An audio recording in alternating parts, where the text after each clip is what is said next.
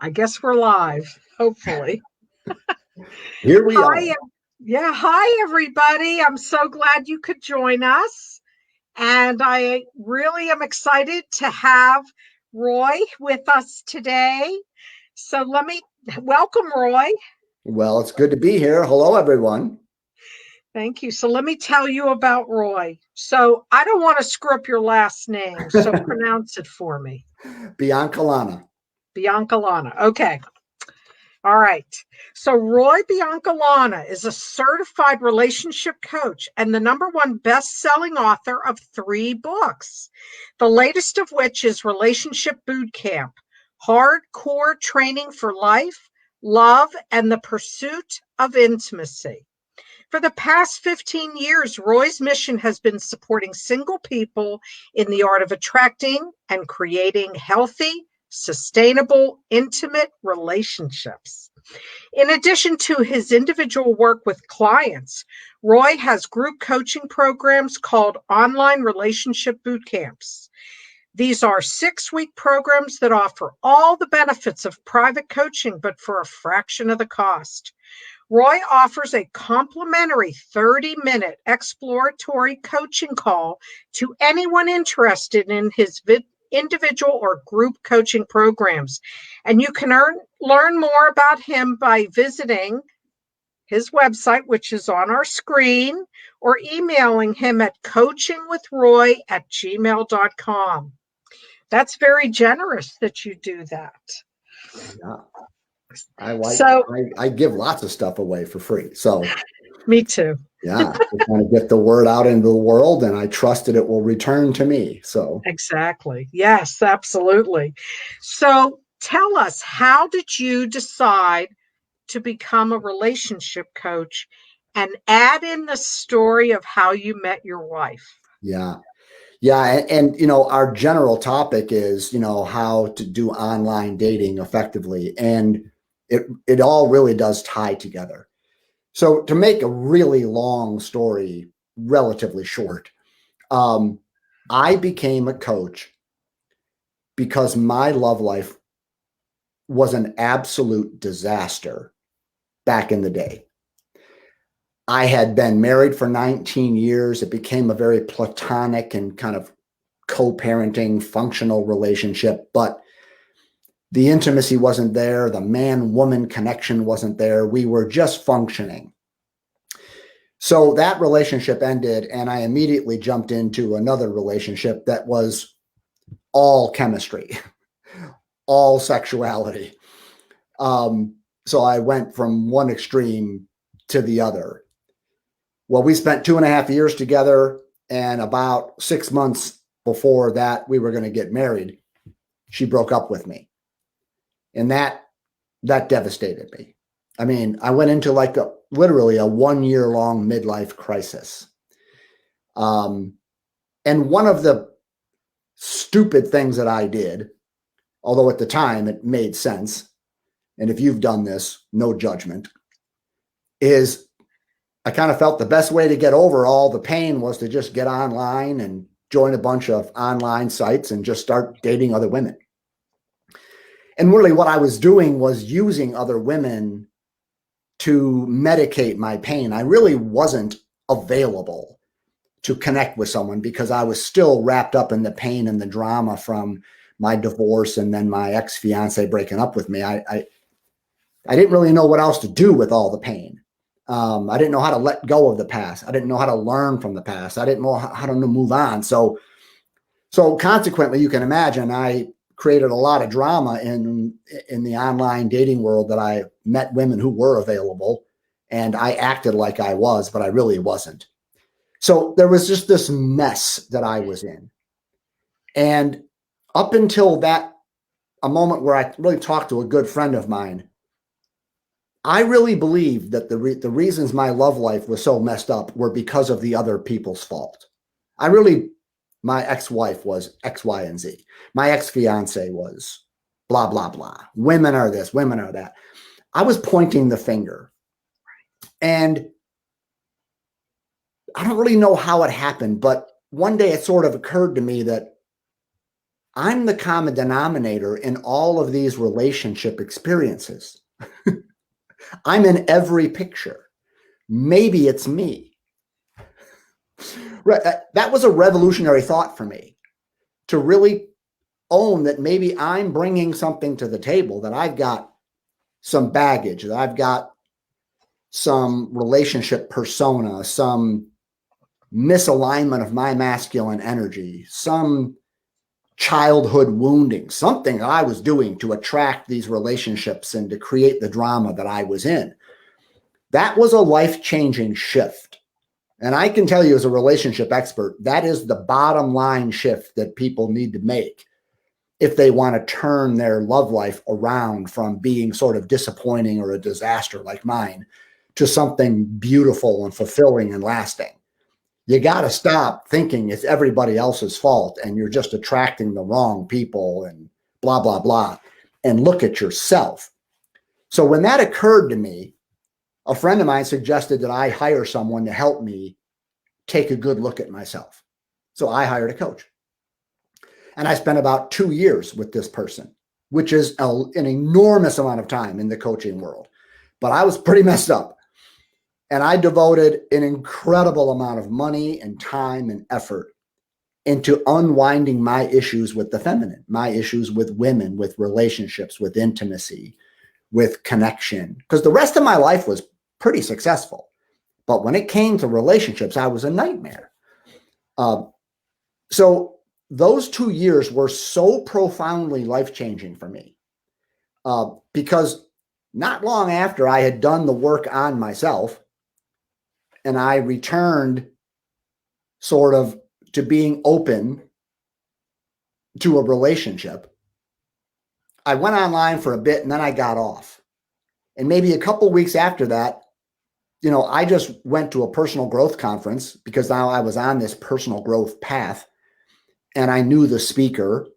I knew her husband, and I had never met her. So I just wanted to go and to learn and continue my journey. And, as I got there, I went up on the stage and met the speaker and said, "Hey, I'm a friend of your husband's." And we chatted, and because she knew of me, but we just never had met. And then when I was about ready to start the weekend workshop, I turned around on the stage and looked out over the audience, and I just decided to sit down next to the prettiest girl in the room. So I went down and sat next to her. And 18 months later, we got married. Now, the reason why that relationship has worked and been successful as compared to all my other stuff is because of the inner work that I did before I met her.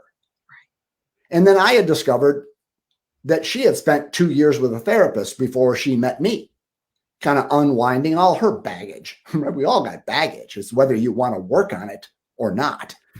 And so I became a coach because that whole process was so life-changing for me that I basically said, I want to make myself available to people to do for them what my coach did for me.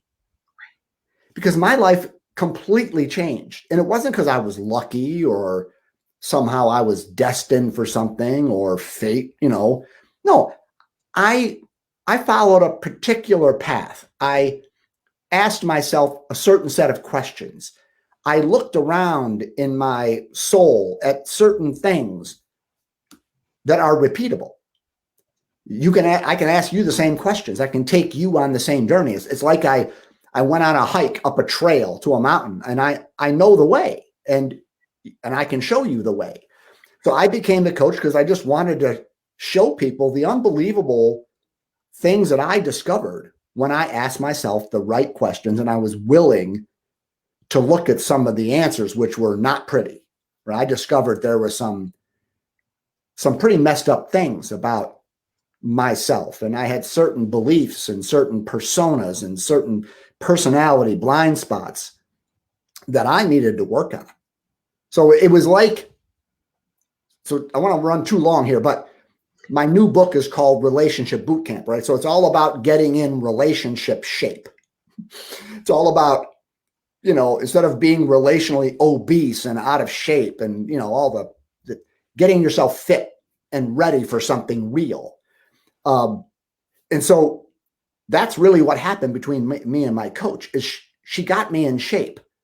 I did some workouts, if you can get the analogy. I worked out. I worked on me. I changed my diet. I changed everything on the inside, and I was better prepared to meet someone and make something real. And, you know, and I know I can see your head bobbing there, Barbara. You understand that, and you know, and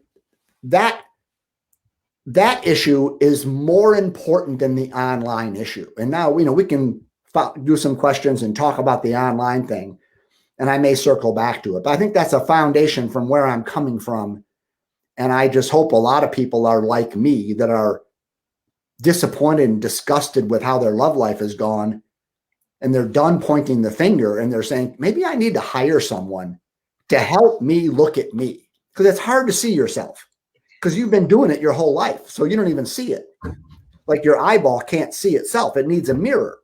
And then you can see yourself. Well, that's what a coach is. A good coach is a mirror. They don't really have answers. They help you become self-aware. They help you see yourself. And then when you see that, oh, I believe that, maybe that's not true. Or I have this personality blind spot, or this pattern from my childhood is making me behave this way, or have trust issues, or be not a very good communicator. So a good coach sort of just mirrors and helps you see yourself.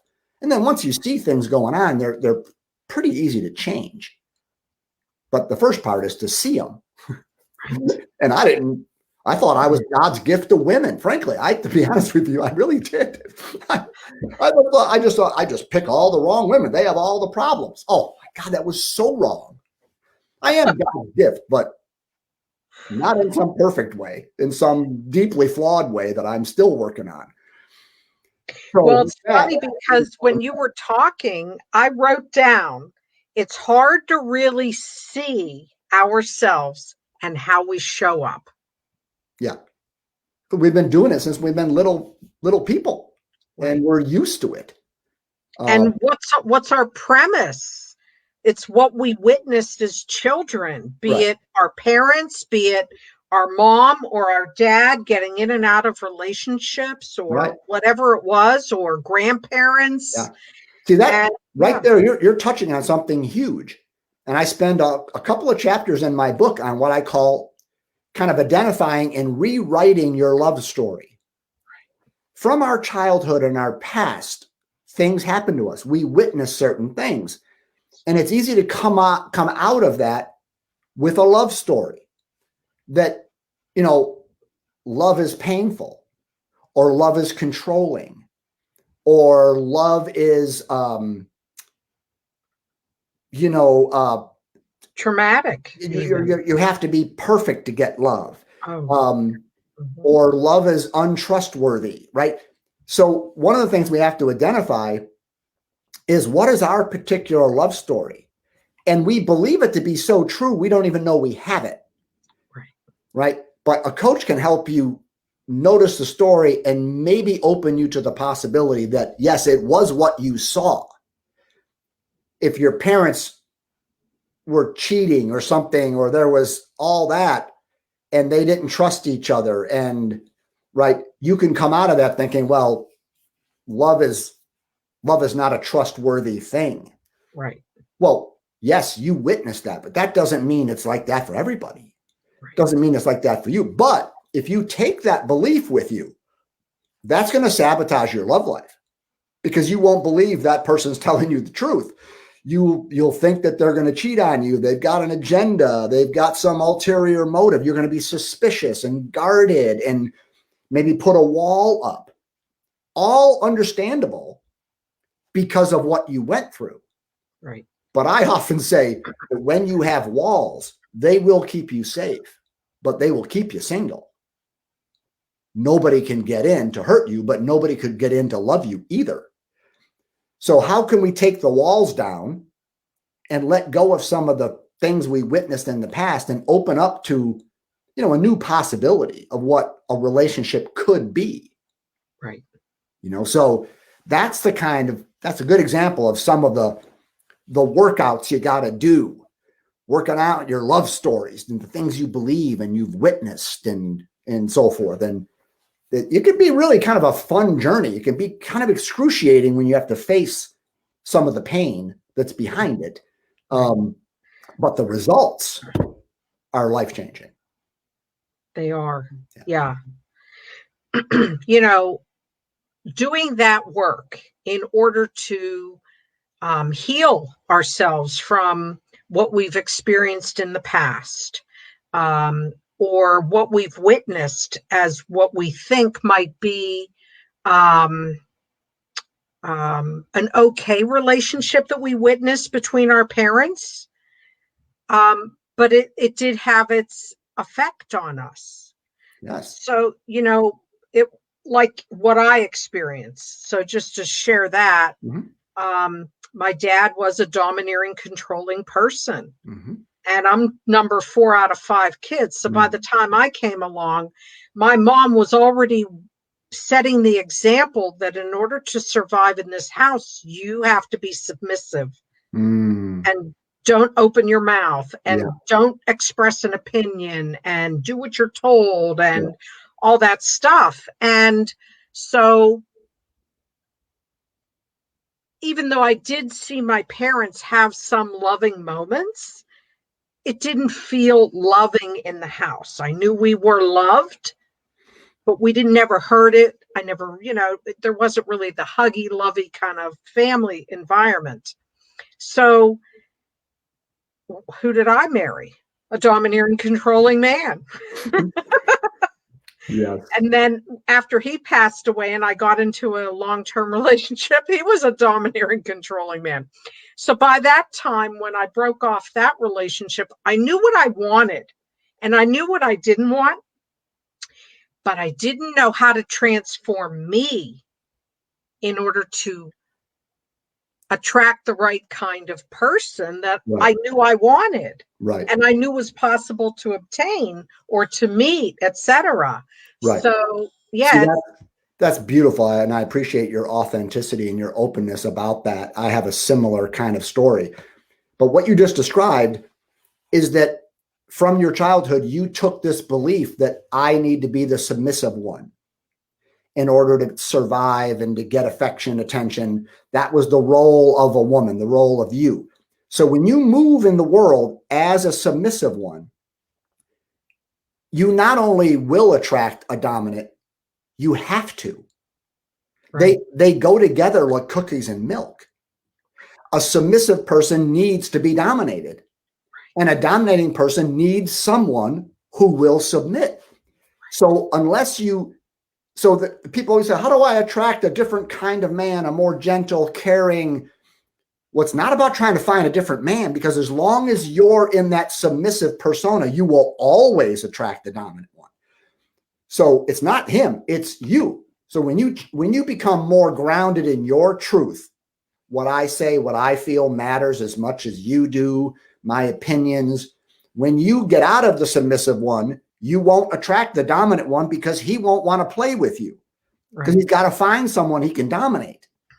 But you're in this healthier place. So then you'll attract a man who's going to be, that's the law of attraction. I mean, like attracts like, right? Yeah. My story was I was a rescuer kind of thing. And I attracted women who were damsels in distress who needed to be rescued. Right? I mean, so these are the kind of things where I think sometimes people look at coaching and say, oh, what could I learn? Or how could I benefit from hiring a relationship coach? Well, we just described 2 of the things: examining your love stories and examining your relationship persona. Right? Exactly. Now, when we tie it into the online dating thing, okay, I formulate my conversation about online dating as there's 5 P's, the 5 P's of online dating. And the first one is preparation. And that's what we're talking about. Because if you have that love story or that relationship persona, well, I don't care what tool you use to attract a partner, you're still going to attract the same dynamic. So I use this in my book. I open my book up with a story about if you want to run a triathlon, right? And you could hire a coach to kind of help you with what to do on the day of the race. You know, how to get in the water and out and survive the chaos and the transition from the bike to the running. You could hire a coach and how do I do the race day? And a good coach would say, man, it's not about race day strategy. It's about, are you in shape to swim 2.5 miles and then bike 112 miles and then run a full marathon back to back to back to back? Screw the strategy. Are you fit? Right? So we come to a relationship and most people ask the question, where and how do I meet someone? Like race day. Where do I go? What do I say? How do I approach? How do I flirt? You know, what do I do when I'm standing face to face with that person? Or, you know, and that's where online dating, it creates those connections, or sometimes virtually nowadays. But right. And as a coach, I say, it's not about that. By the time you meet that person face to face, it's too late. Just like if you stand on the starting line of a triathlon and you're 50 pounds overweight, too late. You're not going to make it. You're not going to make it. If you meet this person face to face and you haven't done your work on the things we're talking about, too late. You're going to create something. So that's the preparation phase. And it's the most important thing, because it would be heartbreaking to follow my advice and how you create a profile and you meet somebody really special, but then you bring all your baggage to it and you ruin it. Like all the other, right? That would be a tragedy. So it's best to back up a little bit, do a little work here, then do the next few P's, which are, you know, principles and then practices and then your profile and then pictures. And maybe I should just give a little snippet there of each one of those. Sure. Yeah. The main principle that I really want to point to is that you should begin with the end in mind. Start the whole process and really be clear about what it is you're wanting to attract. What kind of relationship do you want to have? And what's fundamentally important to you, right? Too many people go online and they're afraid to say that I am ultimately looking for a long-term monogamous committed relationship where we can have children and raise a family. Like, oh, that's too much, too soon. That's going to scare people off. Not if the guy's interested in that. Right? If he's a player and just wants to hook up and have a good time, yeah, he might not contact you. But that's good.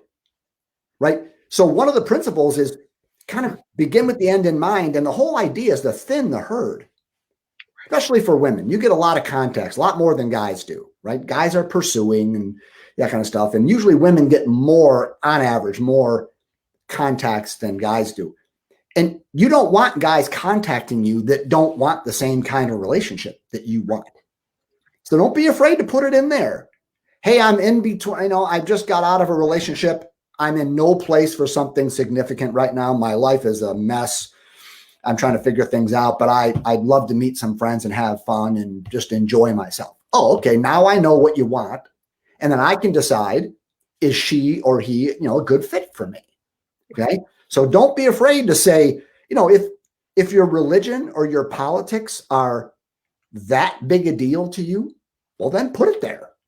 Right? I mean, if you're liberal and you couldn't stand being with someone who was conservative, well, then put it there, because what if you meet some guy who's really cute and then he's pro-Trump and you're like, oh, I just wasted all my time.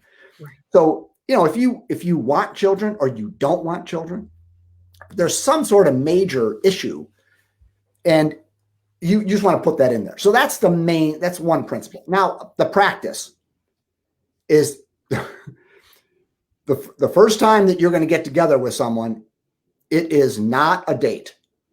You're not going on your first date. You're having your first meeting. So let me just tell you from personal experience. Don't make an arrangement to meet someone for the first time and commit to some 2-hour dinner and drinks thing. Because within 5 minutes, you might not like them, or you might know that they're not really for me. Now, they might not look like their pictures. They might have misrepresented themselves. That happens. I mean, pictures from 25 years ago or something, or they put on 30 pounds since, you know what I mean? So you don't want to get yourself committed to a long-term thing. So I just tell people, first of all, get to a face-to-face meeting as soon as you can. Get out of the digital thing. Unless you've got so much time on your hands, you can just be texting people left and right. I say, meet at Starbucks for a half an hour and just chit chat and if you feel the spark, well, then you can turn it into a full-blown date. Then you can say, well, I don't want to go home. What do you got going on? Let's go to dinner. Great. Then you spend the whole evening together. But you start with that 20 minutes or a half an hour so that if there's not a fit, somebody only spent about $8, $10, and it's a half an hour and we're all okay. Okay. But a lot of people want to be romantic. I did this. I wanted to impress a woman. I wanted to be like Casanova, all that shit, So I would invite these women, go to a nice restaurant, dinner, drinks, appetizers. I'd spend $150. And 5 minutes in, I wasn't that interested. Right. Or I could tell she wasn't. And what am I going to do? What am I going to do? Walk out and just leave her there? No. I set the date up, suck it up, Roy, and spend $150. Learn your lesson. You know what I mean? So those are some principles and practices. Okay. So far, we're all on the same page. Yeah, good. Yeah. Most of us who've done online dating have learned the hard way.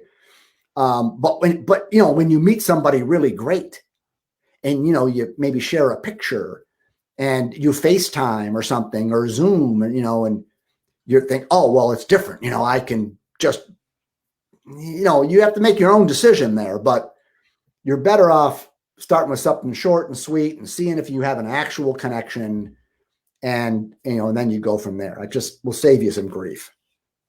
Absolutely. Now with your profile, see, here's the big mistake, and I mentioned it already, is thinning the herd. Most people think that, wow, there's going to be hundreds, maybe thousands of people who are going to read this profile. So I just want to write a kind of a general description of who I am and what I'm interested in, something that will appeal to the masses. I don't want to get too personal or too specific or too much from the heart. I just want to be a general description of who I am and what I like, because so many people are going to read it. That is the worst thing you can do, because then you're going to get massive response from people that you have no interest in. Okay. So you want to write your profile. Like right now, I'm looking at my computer screen. You want to write your profile as if the person that you sort of can envision that you want to be with is sitting on the other side of the table in front of their computer. And you're going to write a love note to that person, to the one person. You're going to write to that person from your heart. Now, you can't get really sexual, because then you're going to all kinds of weird stuff happens. And you don't want to reveal like how much money you make, and you don't want to where I live, and don't do any of that. But you do want to pour your heart out and express what you would like to give to a person in a relationship, what you feel like your gift is. Like if you're a female and you're looking for a heterosexual relationship, I don't want to make assumptions, but let's just talk in that way. You're asking a man to sort of reorganize his entire life and put you right in the middle of it. That's what you're basically asking when you want to be with someone for the rest of your life. I want you to be so crazy about me that you're going to reorganize everything you do, basically. And you're going to put me right in the center of the action. Why would he do that? what is it about you that would make him be more than willing to do that? So you want to be able to describe that. Like, why should you want me? Like, what do I have to offer you?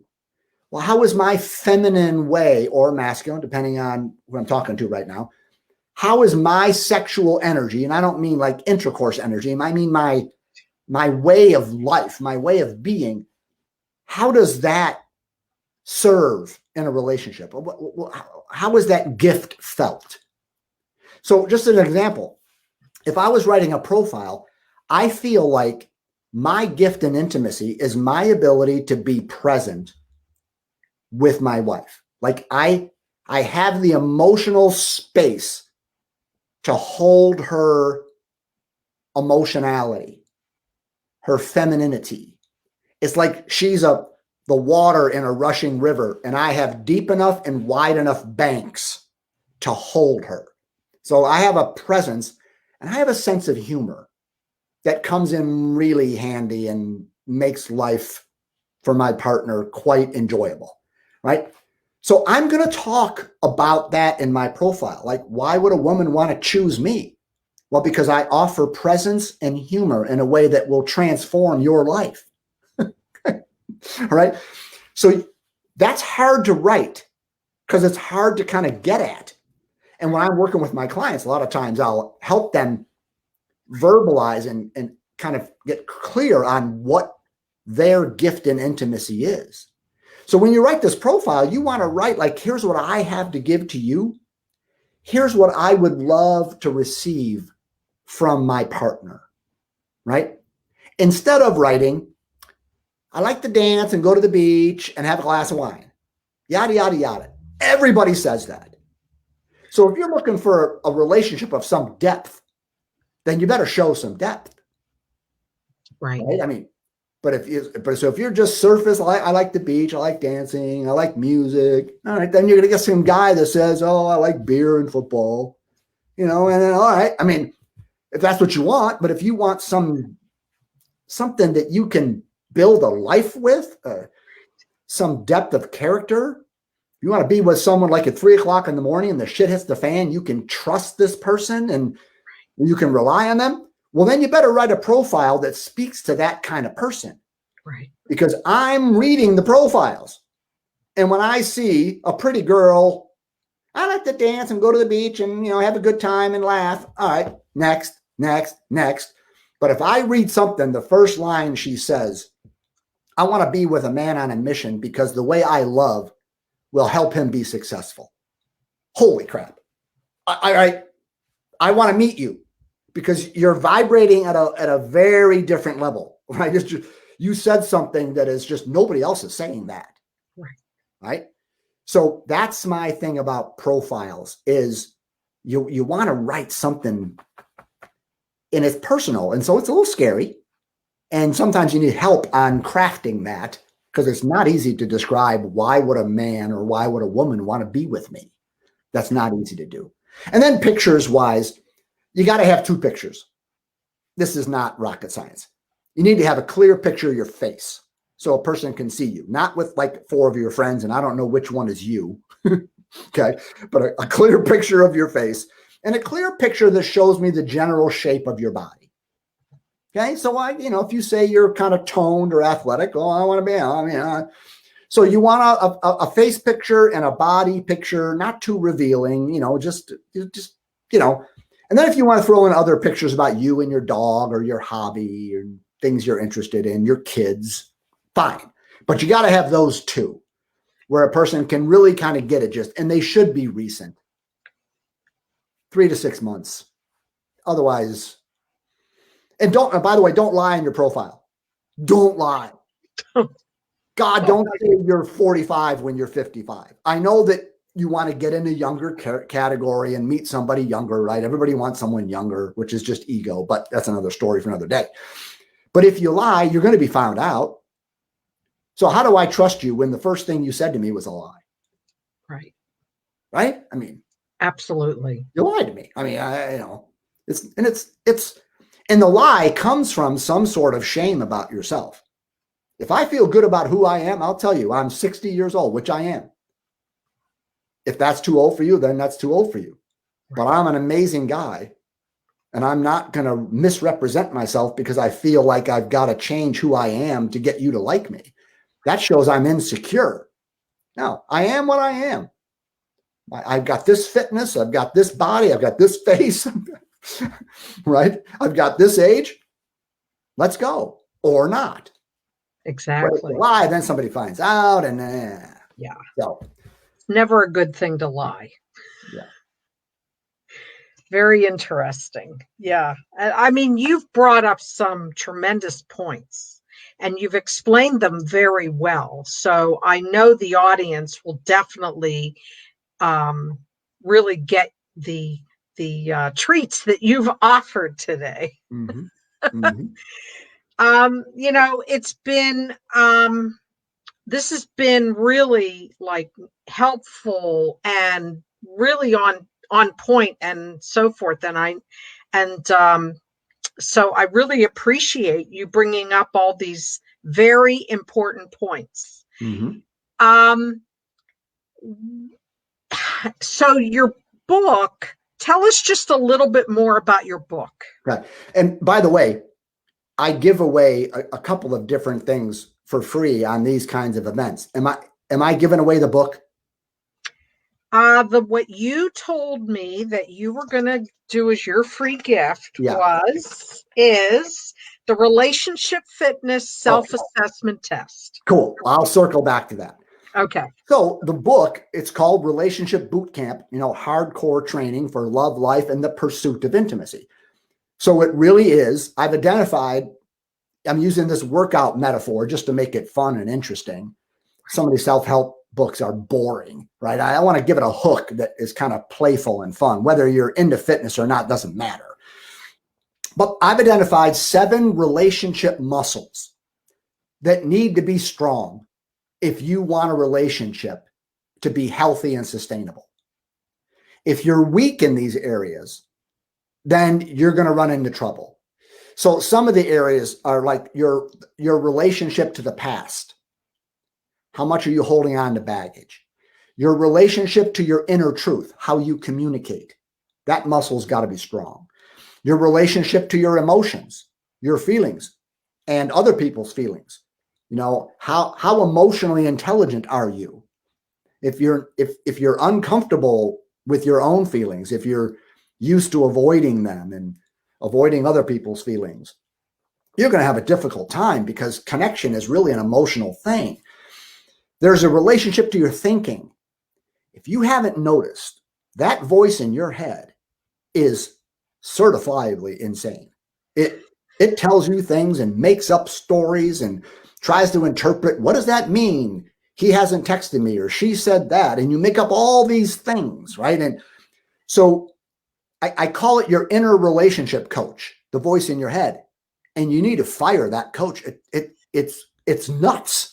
If you haven't noticed, the thoughts you have are just insane, right? How many times have you thought something was true and then you found out, I guess it wasn't that way.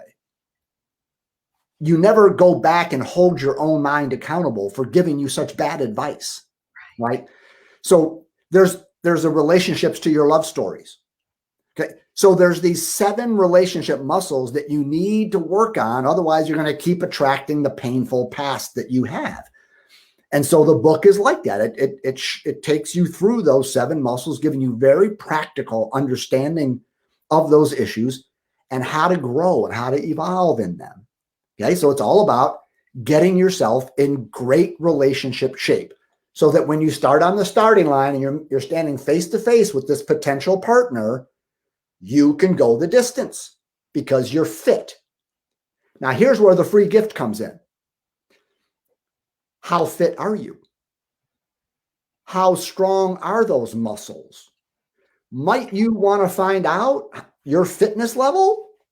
I mean, it might be painful, but if you're really out of shape, shouldn't you want to know that?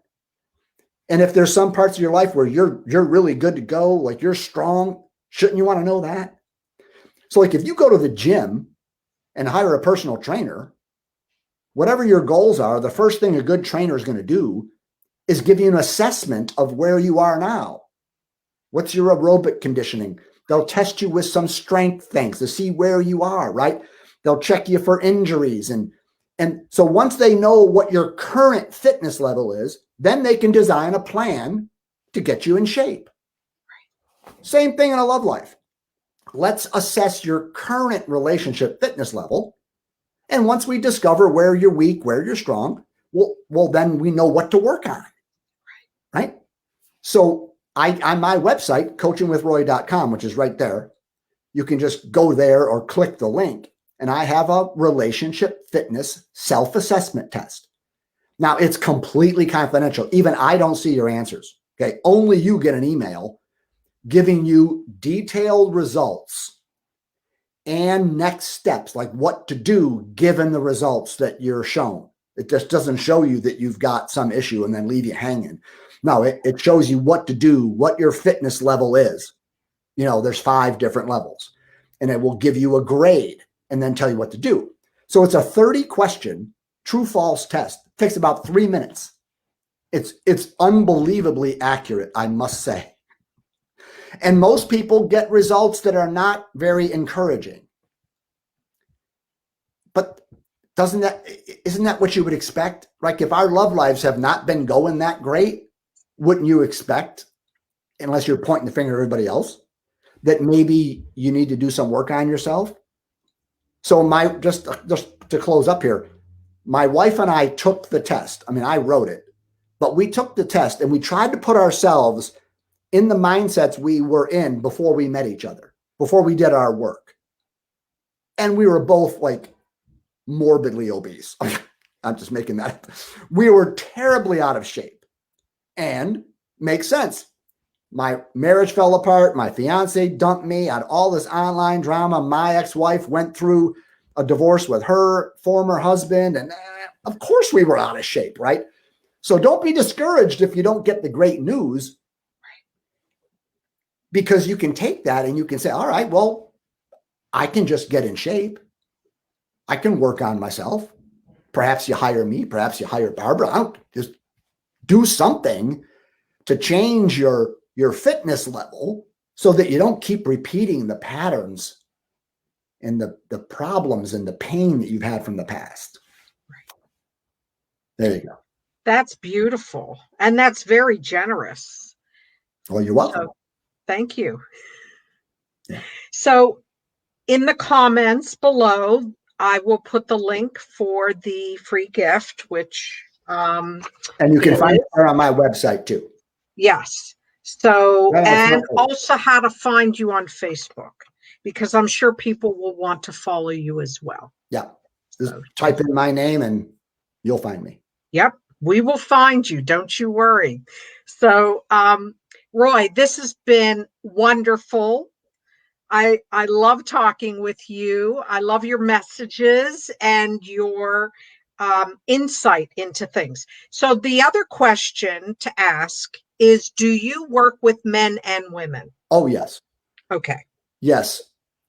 Anybody over the age of 25, and if you're still breathing and you still want to grow. But yes, men, women. I will do couples, but I don't do too much. I stay in my lane of wanting to help people that were like me. Just their love life was messed up. Like, what's going on? Right. Good. Well, that's good to have clarity on that. And because there are men and women in here watching this. So that's good to know. So Roy, this has been delightful. Thank you so much. I really appreciate this. Thank you for having me. And I look forward to hearing from everyone and get your fitness test results and let's have a conversation. Also, if people have questions for you, they'll put them in the comments. I made sure you got an invite. I think you accepted my invite to my membership site, which is what this is. Yeah. And you can respond to them. Oh, so, sure. Yeah, I'll do that for sure. And everyone should know that if you want to explore working with me and what that would be like, there's no charge and no pressure. I don't need to pressure people. Just let's have a conversation and see if we're a good fit. See if I can help you get in relationship shape. And there's Right. no charge for that. That's great. Thank you so much, Roy. It's been my pleasure seeing you again and talking with you. And I know the audience will be very happy with all the information that you shared today. So Fantastic. thank you so much. And thank you, audience, for being here. Bye-bye.